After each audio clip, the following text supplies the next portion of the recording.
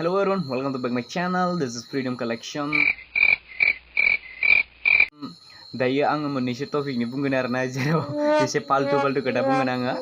Mane जोंनि माबायदि मानसिफोर दोङो जेराव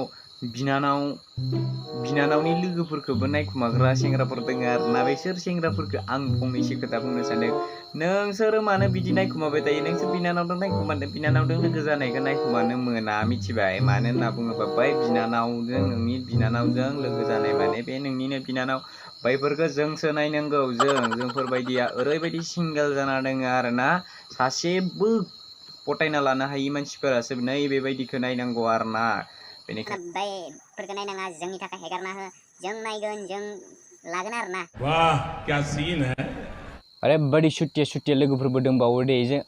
जोंनि गेजेरावनो ओरैबायदि सुटिया लोगोफोर दङ आरोना। मानो होनना बुङोबा बिसोरो सानै साथाम गार्लफ्रेन्ड लागोन, ओमफ्राय जों बायदिनो सासेखौनो बानायना होआ आरोना। ओरैबायदि मैला गोसोनि मैला सरित्र आखलफोरानो जोंनि लोगोनि मानाव आंदि जन्मनिफ्राय ओरैबायदि मोजांद्राय मानसिजों लोगो जादों। आं मैया दाखालिसो मिथिजोब्बाय आरोना।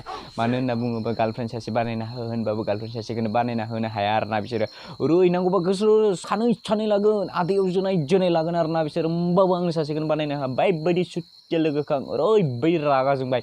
सानसेखालि बुंबावबाय आङो, नोंसोर आंनो गार्लफ्रेन्ड बानायना होनो हायाबाना नोंसोर आंनि लोगो नंला होननानै बुंबाय। थेवबाबो खोथाखौनो होआ। खोमांलाय गावसोरसो लागु गारगु खालामबाय थायो आरोना।